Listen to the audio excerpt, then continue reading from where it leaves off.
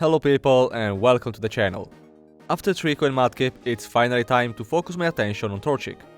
Out of the 3 starters, Torchic is the one I was the most excited about, since it was my go-to starter when I was a kid, but before getting into the run, I have to explain my rule set, as it might differ from what you expect in a solo run.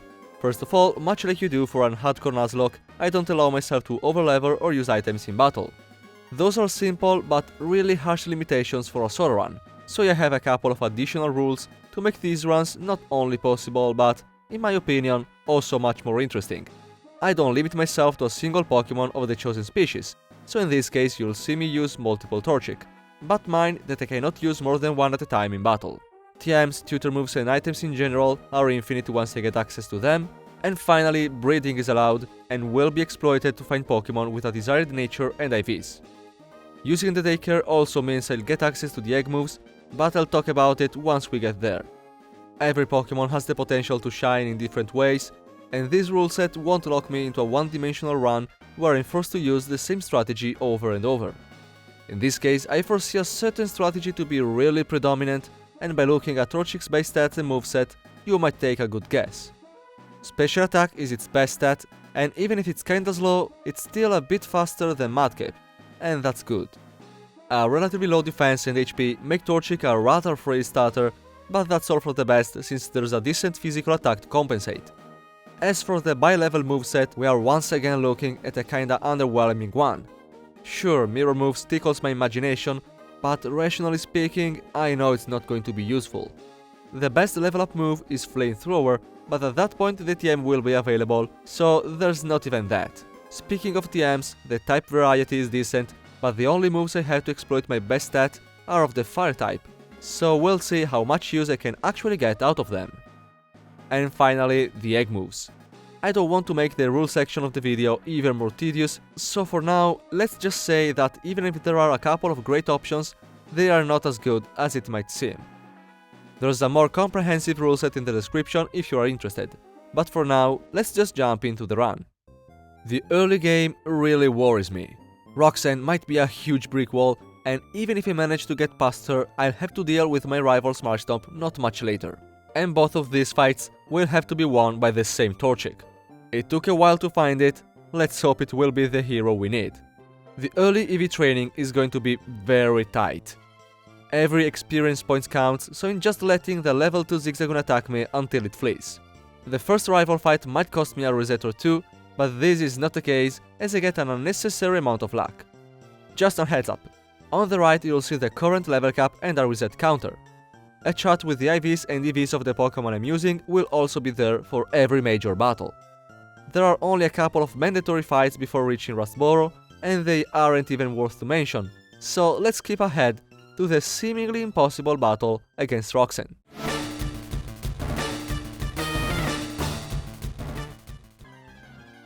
Torchic is obviously the starter that's going to struggle the most against the first gym. The idea of this run dying so early really worried me, but as I was looking into this fight a bit better, I found out that waning wasn't so impossible as I first thought. And there's nothing better than getting crit immediately to absolutely kill my fresh optimism. Well, it's not like I was expecting to wane on the first try. Let's see if I can at least explain my strategy during attempt 2. So, the AI hates to be slower, and Roxanne is no exception. Despite my nature and IVs, I'm faster than Geodude, so I can anticipate a Rock Tomb. Using Growl will limit the amount of damage I have to take, but Rock Tomb can also miss. Great start. Geodude should select Rock Tomb again, so I opt for a second Growl, but for some reason Geodude goes for Defense Curl. Not complaining, but would be nice to understand why this happened. Anyway, I will now set up Focus Energy. Normally crits are a 1 in 16 chance, but now I will crit 25% of the times, so it's definitely worth spending a turn, more so considering that Geodude keeps wasting time. I now use Ember and get the burn. Luck is getting out of control, not gonna lie. At this point I don't even care if Geodude uses Rock Tomb. I also have to tank a Rock Throw the turn after, but 29 HP is pretty solid. The second Geodude has a speed lowering nature, so it will try to slow me down as well. I have no idea why I didn't use Growl first. I guess I somehow forgot, so instead I go straight for Ember, resulting in a lot of damage from Rock Tomb. My Oran Berry activates and now I need to kill it as soon as possible, or I'll be too low to face the Nuzpas. A crit would be great, but seems like I've used all my luck already and Geodude managed to land a rock throw before going down to a really ironic critical hit. No way I can win against Nuzpas. Rock Tomb misses. Can I get the burn? Nope, but it doesn't matter. I only have 7 HP. Even Tackle would kill me. But I guess that can miss too. Come on game, you are just wasting my time now. There's not much more to say about this strategy, except one thing that I find really cool and I actually didn't know before this run. Now, at this point we got it. The AI hates to be slower. But apparently it doesn't want to be faster and will not try to break a speed tie with paralysis or with moves like Rock Tomb. In this case it's pretty funny because after one Rock Tomb I speed tie with the first Geodude, you can see me attacking first, and the second Geodude will also speed tie with me after another Rock Tomb. Usually speed ties are something to avoid at all costs since they are basically a coin flip, but in this case a 50% chance to attack first is better than nothing at all. Meanwhile you see that I'm back to the Nuzpas, this time with a good amount of HP. Rock Tomb will only be selected by Roxanne if I'm in kill range, so I want to use Growl immediately. Now the highest damage roll from Rock Tomb is 18 and Tackle will almost always deal 4, so as long as I don't get crit, I should be able to land quite a few hits. Basically, I need Roxanne to use Tackle as little as possible and get lucky with my increased critical ratio. Burn would be huge, but it's only at 10% and seems like it's not gonna happen here. Finally, while I was at 17 HP, Nuzpas didn't go for the kill and a Blaze boosted Ember put an end to this stressful battle. Never spent so much time talking about the Roxanne fight, but I wanted to explain as well as possible how this wasn't actually so unlikely to win. I only had to reset 6 times, while I was expecting Mudkip vs Wattson levels of resets. I'm going to try and catch up with the usual pace of the runs. After Roxanne I can do the Steven side quest to get the XP share, and that's really useful to EV train in the early game, since it allows to split the experience gained between your Pokémon and the HM user. I'm going to fully exploit it before facing Brawly. The upcoming gym fight is easier than the previous one, but a really careful preparation is still needed. Let's see what happens.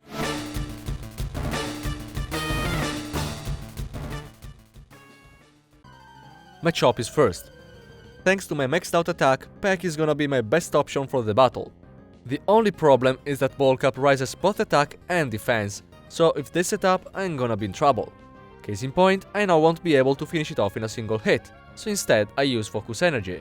Fishing for crits might seem a lousy strategy, but it really isn't. 25% chance of critting is a lot in a fight that can go on for a lot of turns, so even if I don't crit the turn after and have to tank a low kick, even if I don't crit on the healing turn, I eventually crit the third turn and that's perfectly fine. If you want a number, I think it's about a 60% chance to crit within the first 3 turns. Anyway, Meditite is second, and as always, it's useless. I just have to keep attacking while it tries in vain to use Focus Punch, and Brawly wastes his second Super Potion. Makuhita is last, and even if it sets up a Bulk Up, I won't die to most vital throw ranges, so I'm pretty likely to have a couple of turns to kill it before I faint. Okay, I don't even have to wait. Never used Focus Energy before, but I'm loving it. Not the most reliable strategy, but only one reset was needed. I'm sure some of you noticed that I got rid of Ember for Sand Attack, which might look like a really poor decision. But I have the attack badge boost, and Peck was super effective against Brawly, while Ember would have been resisted by Makuhita due to Thick Fat. Also, Ember is useless against the Slate Pot rival, so Sand Attack looked like the most valuable of the two. Speaking of the Slate Pot rival, I'm ready to get walled.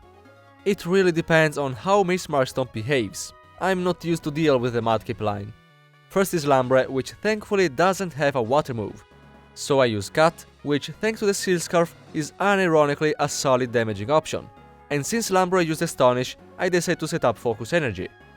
The good physical defense keeps paying off, as even Swift deals a laughable amount of damage and a second Cut takes down Lambre. Slug my second, but it's really likely to go for Harden. Or I can get a critical hit. Thank you, Focus Energy. Last is Marshtomp, and I made sure to speed tie with it, so it's less likely to go for Mudshot. And Bide. I wasn't sure if it was possible for May to select Bide, but it apparently is, so I take the occasion to use Growl once and Sand Attack twice. I use Cut, and Water Gun misses, nice. Then I win again the Speed tie and land a second one, but Water Gun deals a ton of damage. Torrent must be active, which tells me I high roll the first two attacks, and now a third one should always be enough. I win once again the Speed tie, and there's the crit. A bit late to the party, but I don't mind. 0 resets against this late pot rival is a welcome surprise. And if until now every fight looked like I could have lost without some luck bailing me out, that's about to change as soon as I reach Moville. At this point I usually give a more in-depth explanation on the breeding rules, but I think we can delay that. All I need from the daycare is a new Torchic, and for that I can simply breed the one I already have with a male Poochyena. What matters the most is the game corner and the TN35 I can get from there. If you've seen how much Surf helped in the Mudkip run, you can imagine how huge Flamethrower is for Torchic. And nothing better than a gym fight to demonstrate it.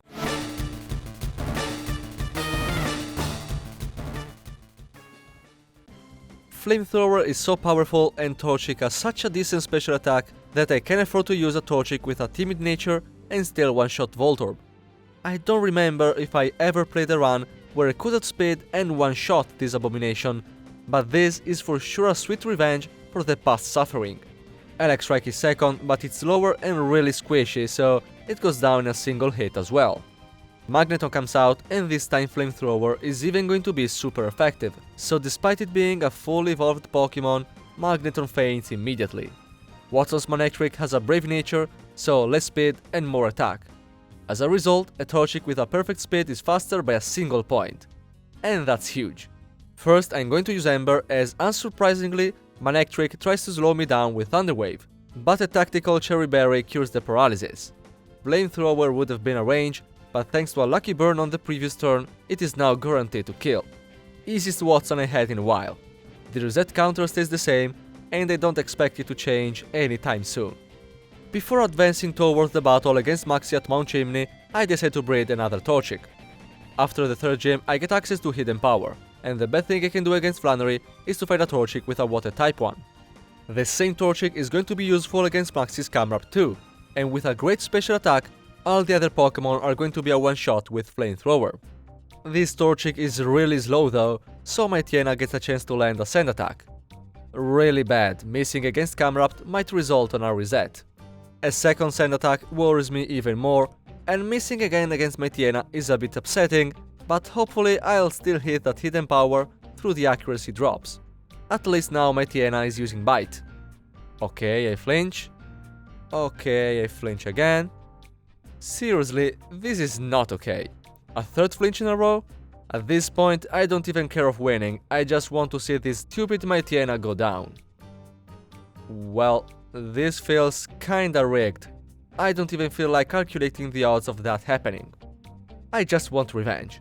Will Tiena continue with its flinch shenanigans on round 2? No, it doesn't.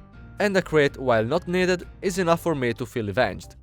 Camrap is lower, so it doesn't even get the chance to use Magnitude, as it goes down to a single Hidden Power. And Zubat, while faster, cannot kill me and I have a Persim Berry in case of confusion. The universe balance has been reobtained, and I can move on to Lava Rage, where I can immediately face Flannery.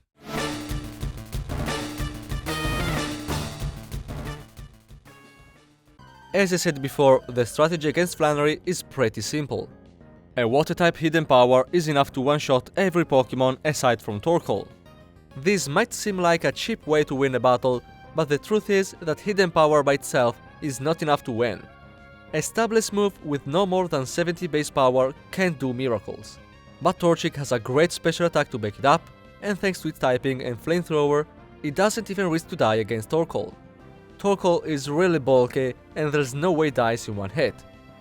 In case it goes for Body Slam, I have a Cherry Berry equipped, but it decides to use Sunny Day. Due to the strong sunlight, my Hidden Power damage is crippled, but Flamethrower, even if resisted, will always take down Torkoal from here. Easy battle, and allow me to skip directly to the Petalburg Gym, where Norman is not going to have a really good time either.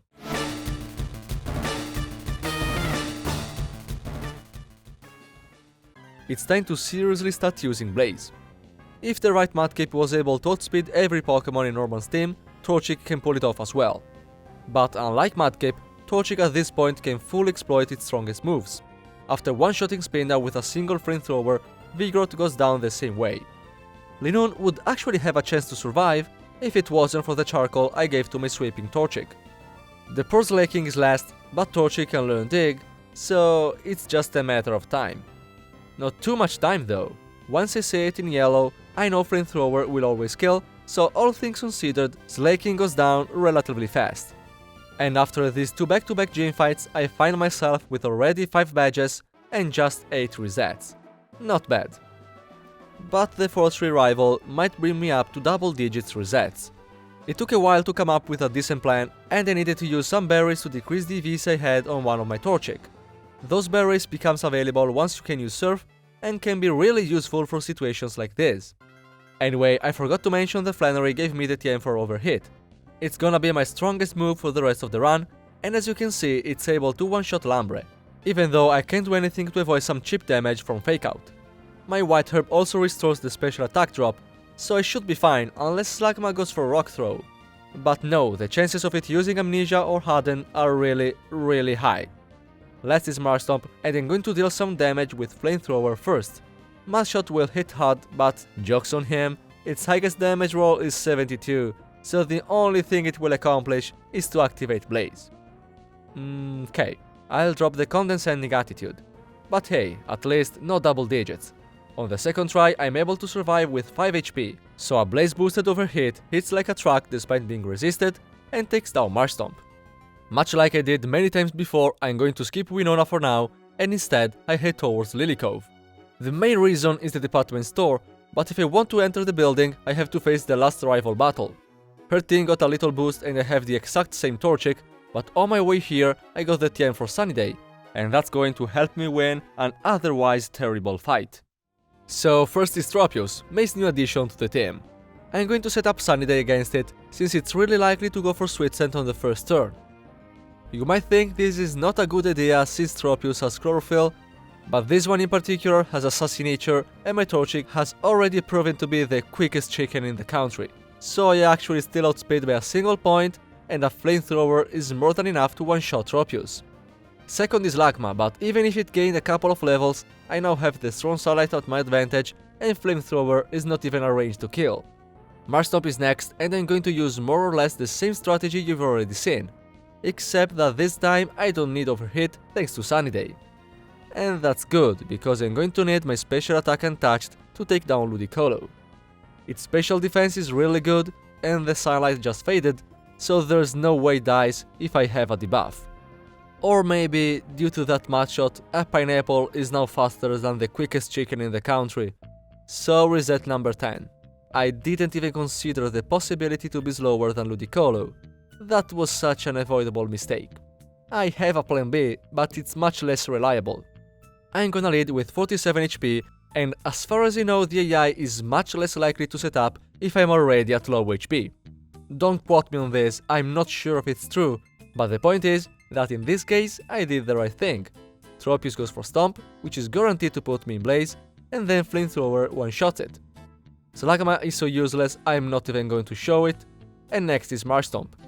With Blaze active and the Strong Sunlight, Overhit can kill it in a single hit, but it's a kinda bad range, not even a 40% chance. Okay, nice, I got it. Killing Mars Stomp in a single turn means that I still have the Strong Sunlight for Ludicolo, at least for one turn. Flamethrower deals a good amount of damage and brings Ludicolo down to half HP, and then Swift leaves me with a single HP. That was a max roll, only a crit would have killed me. The sunlight fades, but as long as I don't miss Overhit, the battle should be over. Okay, it's over. Really stressful fight, not gonna lie. The department store sells the TM for Protect, and on the roof there's the move Tutor for Substitute, which is an incredibly useful move. There's also the TM for Fire Blast, but I don't see myself using it ever. Before going back to Fortree to face Winona, I cannot ignore anymore that I still haven't gone over my criteria for the egg moves. Let me show them once again while I briefly explain. In order for an egg move to be legal, I must have access to both parent species, and the desired move must be learned within the current level cap. That's why I said they are not as good as it seems. While Reversal is without a doubt an incredibly strong option, Vigoroth learns it at level 49, which means I won't be able to use it until I've beaten the last gym. But right now I want Rock Slide, and since Camerupt learns it exactly at level 33, I'm allowed to use it in the battle against Winona. The trainers in the 4-3 gym could have potentially caused a reset or two, but that didn't happen, so let's go straight to the battle against the leader.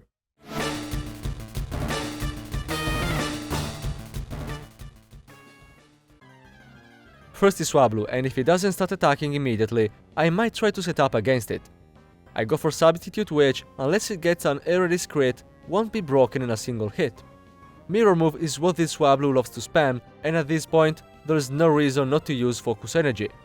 It served me so well in the early game, and it might come in handy here too. Another Mirror Move is great, and a Rock Slide is always going to kill.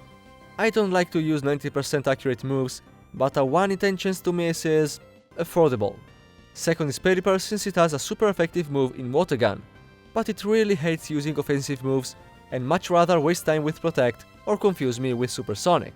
A Pokemon behind a Substitute is safe from stat drop caused by the opponent and from almost every status condition, but the AI is unable to play around it. That's one of the big reasons why Substitute is such a great move. Anyway, eventually I land Rock Slide on Pelipper and Altaria finally comes out. I'm dead to Earthquake, but my Substitute will tank the hit for me. All I need to do is to hit 2 Rock Slides.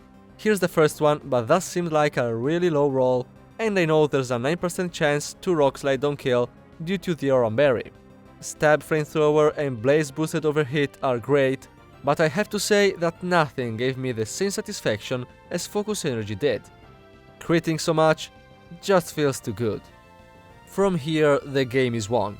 Flamethrower is super effective with both Skarmory and Tropius, and I can use Substitute a couple of times to safely activate Blaze. Again, Substitute is just an amazing move, even more when it comes to the starters due to their abilities. While I end this battle, shout out to the Art Stone I got from solving the third puzzle at the Trick House. Without it, I wouldn't have attempted a Rock Slide strat against Altaria. The Team Magma and Aqua part is not interesting, and the only highlight is the battle against Maxie 2 at the hideout. I had 2 issues with this fight. One is that I had to decide if I wanted to risk to miss a 70% range against my Tiena or to get confused by Crobat followed by bad confusion luck. And the other is that I was so stubborn to not change the plan even if I immediately realized that missing that range was much less likely. So while thanks to the charcoal I'm guaranteed to one-shot my Tiena with Flamethrower, I don't have a Persim Berry for Crobat, and I only managed to win when it used an attacking move instead of the much more likely Confuse Ray. And no, I'm not even going to show the slow Camerupt getting one shot by my Water Hidden Power. Just 2 resets have to be added, but still 2 really avoidable ones. And now it's time for the moment I probably like the most in these runs, the double battle against Tate and Liza. As I always say with my rule set, it's sometimes simply impossible to win the battle using a single Pokemon, so if I have no choice, I allow myself to bring a duo. And as much as I'd love to say that Torchic managed to beat Tate and Liza in a 2v1 like the other starters did, I must admit that a single Torchic had no chance to win. My best moves are resisted and I'm weak to Earthquake, so even with 2 Torchic, finding a good strategy is not going to be a cakewalk. Not much else to say, let's just see the battle.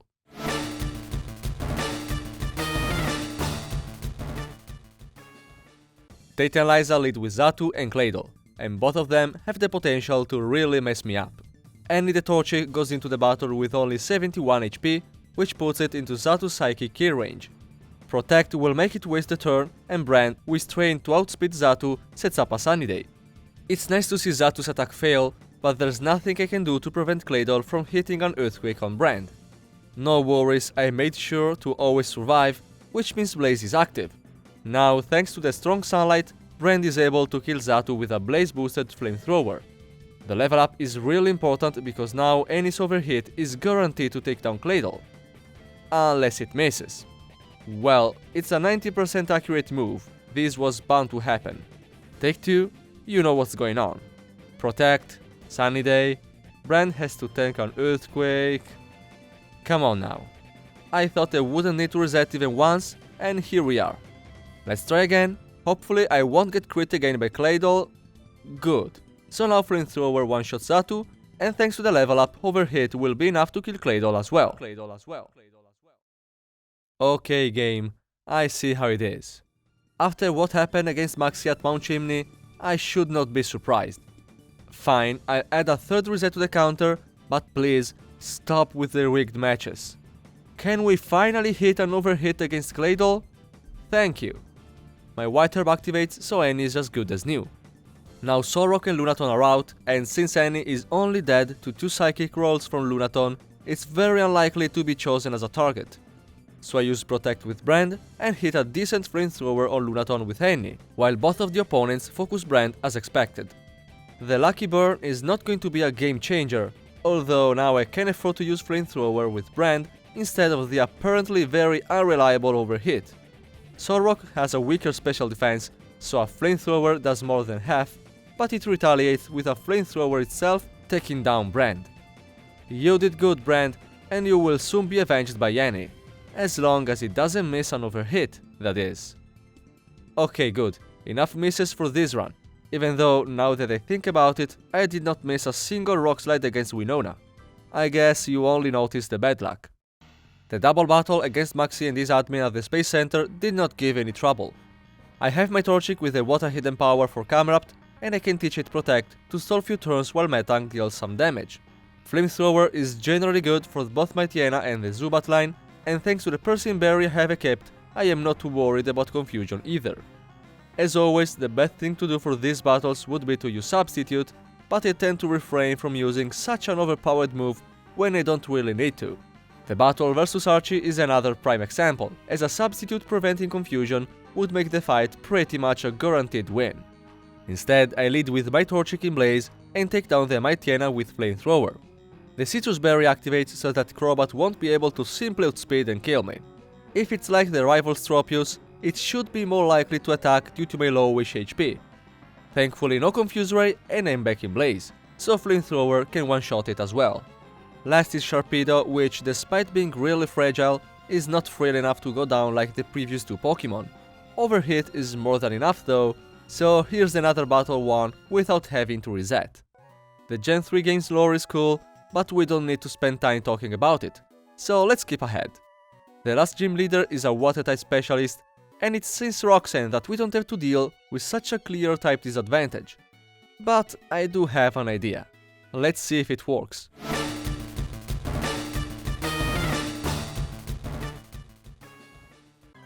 Once again, I'm gonna have to rely on Hidden Power. This time a Grass type one, and more specifically I needed to have a 70 base power. So yeah, it took a while to find this Torchic. First is Love Disc and I use Substitute expecting a Sweet Case, but instead it goes for Attract, and Infatuation is one of those few status conditions that can go through a Substitute. I settled for a male Torchic, so not much I can do about that, but I made at least sure to be faster, so as long as I manage to land a hit, I should be fine. At least for now. Second is Celio, and unsurprisingly Hidden Power won't be able to one-shot, and therefore my Substitute gets destroyed. Juan then uses an Hyper Potion, but at this point Celio won't get another chance to attack. In the meantime, thanks to the Shell Bell, my Torchic is back to full HP, which is going to be really important later. Not for Whiscash, of course. Any grass move can delete that Pokemon, and this is no exception. Good thing, since I have no way to resist a Stab Earthquake.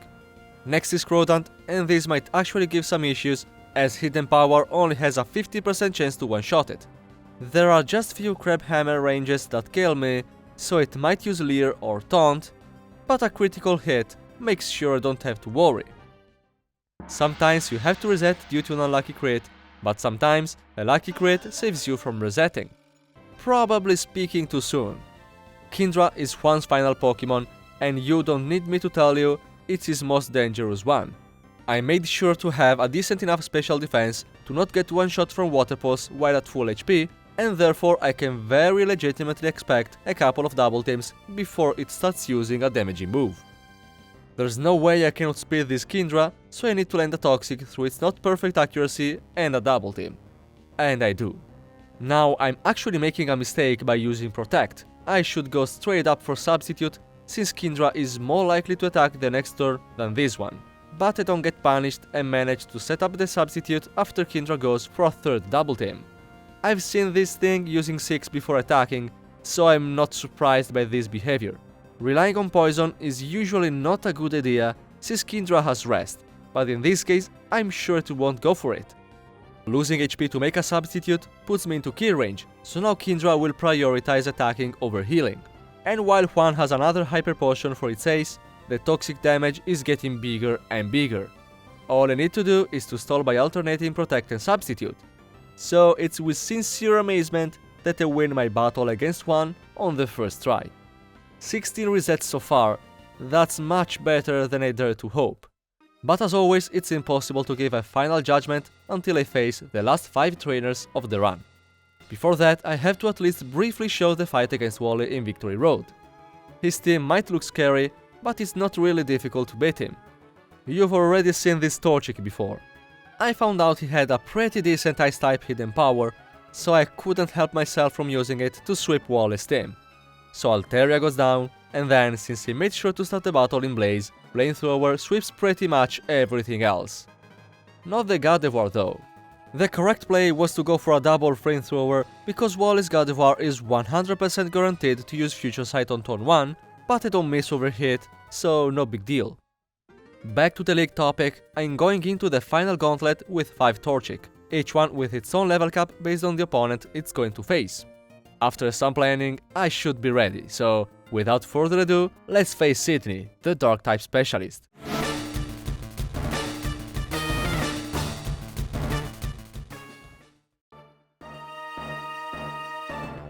At the beginning of the video, I expressed my appreciation for Torchic's decent physical attack. And if you had the chance to see it in action during the early game and for the battle against Winona, that's nothing compared to what's going to happen here. Yes, with Reversal finally available and a White Herb to counter my Tiena's Intimidate, Sydney is going to get swept like never before.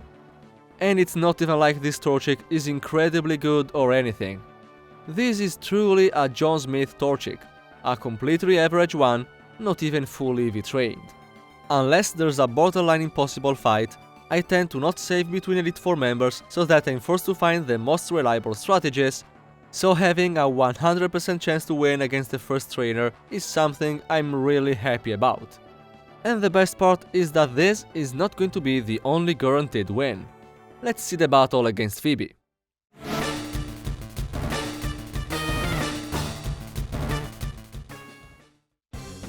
Phoebe leads with Dusclops. It will always use Protect on the first turn unless the player is in kill range, which I'm not, so it's a free turn to set up a substitute. Now Blaze is active, but it's not enough for the bulky Dusclops I have to deal with.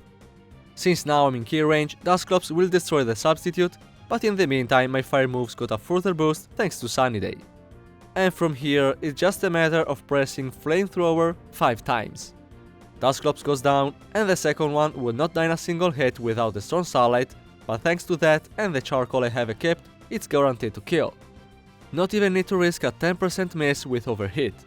The remaining Pokemon would go down even without a Sunny Day up, so yeah, it's another guaranteed sweep. So far, the easiest league challenge I've ever done. Will Glacia stop me? Let's see.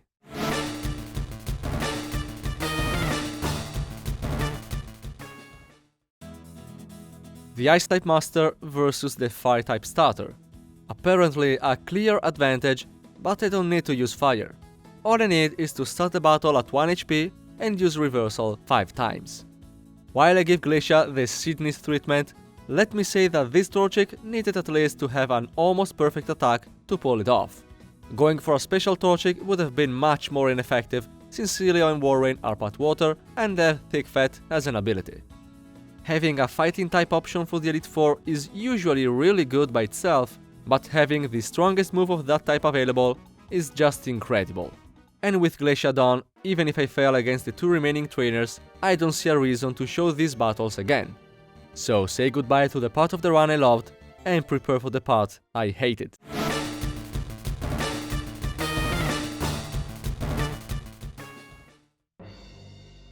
Drake is brutal.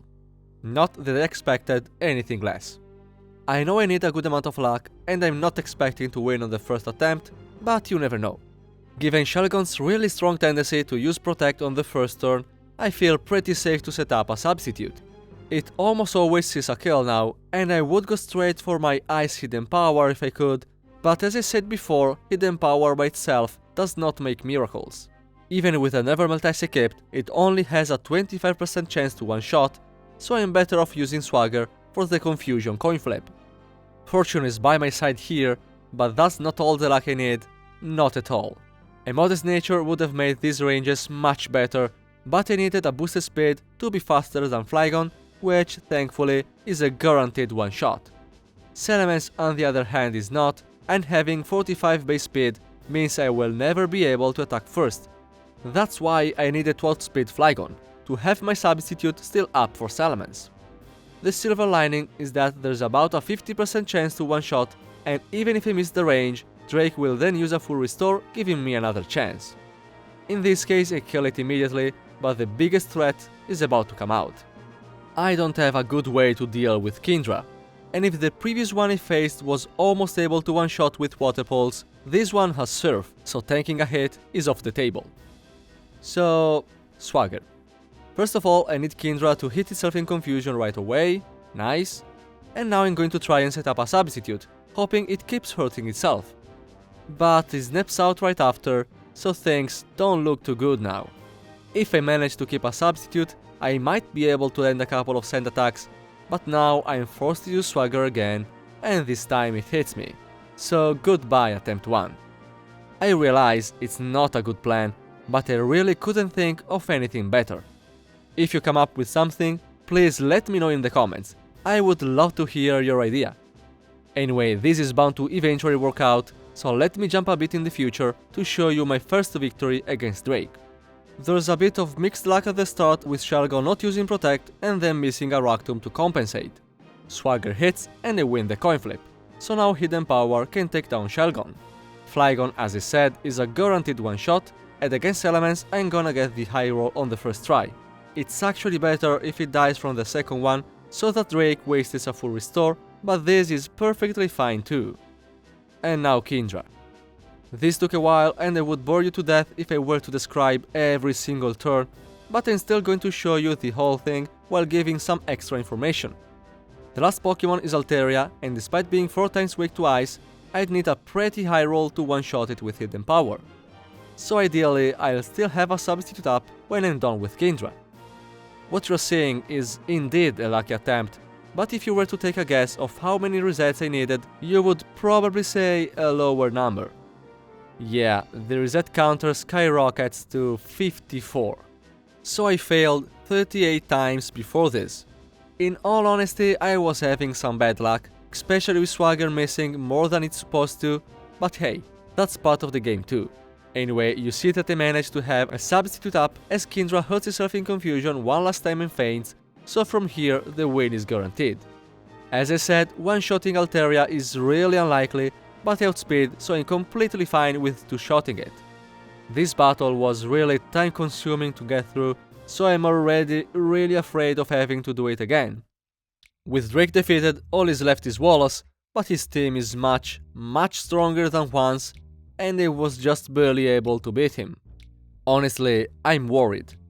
The previous starters had their brick walls too, but in the end all of them were able to enter the Hall of Fame with dignity, I'd say. So, can I beat Pokémon Emerald using only Torchic? Yes, but not the way I would like. What I mean is that the only realistic way I have to beat Wallace is to use Double Team. I really dislike using it for a good number of reasons that I'm not going to list right now, but it's not banned by the rules, because sometimes there's just no other way to win a battle. I've managed to beat Wallace using Double Team after 11 resets, but it would not feel right to show such a boring and predictable battle to all those who made it so far into the video. So when I realized that there was no realistic way to win without Double Team, I started looking for an unrealistic one. The battle we are going to see is staged. I don't know how to define it. But even if this is not, and I repeat, it is not a legit battle, it's at least more interesting than the one where I won with Double Team. Am I still allowed to play some good champion music?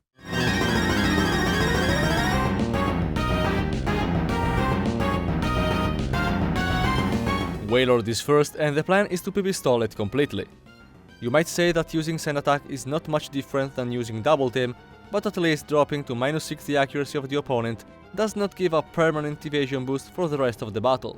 Besides, not every Pokémon can learn sand attack, so I see this as a tool unique to Torchic, at least among the starters.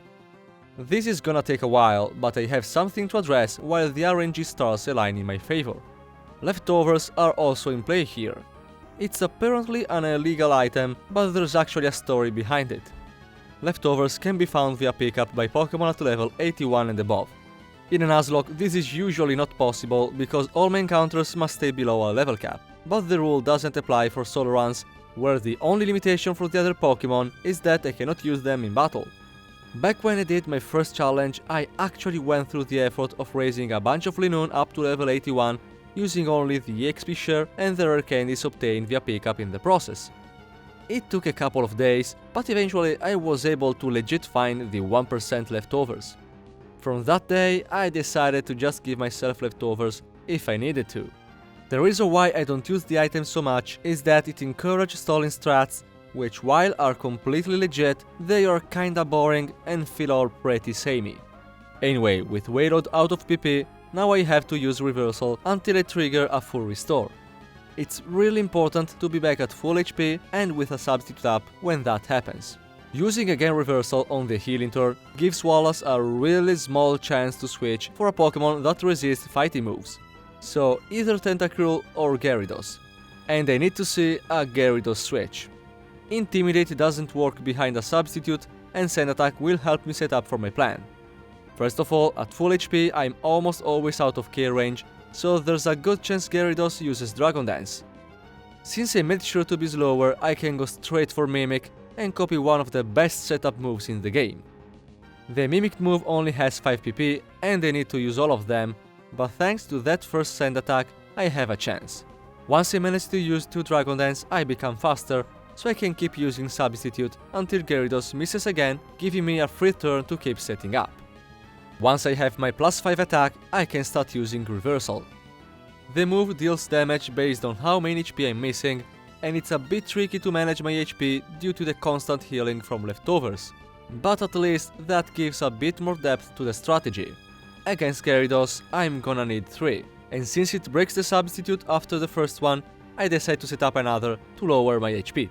The Surf Miss is really good, but the critical reversal is even better. I said this battle is staged, but I didn't look for that crit. From here, I'm playing like if I was in a legit battle. Ludicolo is sent out second, not sure what is the logic behind it, and a 39 HP reversal has a 60% chance to take it down in one hit. I miss the range and Surf breaks the Substitute, but Wallace won't use a second full restore yet, so I have no issues finishing it off the turn after. Now Wailord comes back out. The PP stall was needed for this moment.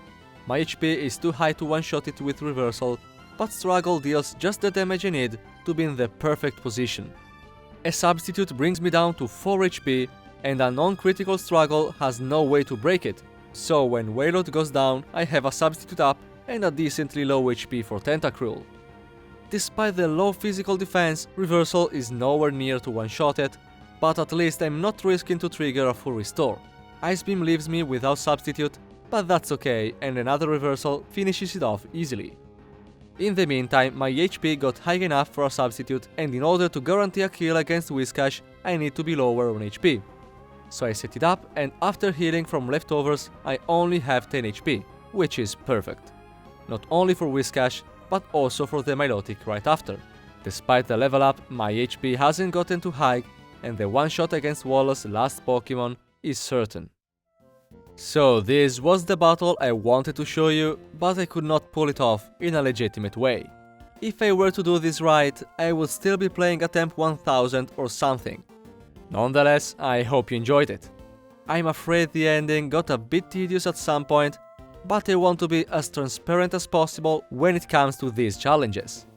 Let me know what you think in the comments. Feedback is what helps me improve the quality of my content, and interacting with you encourages me to do more.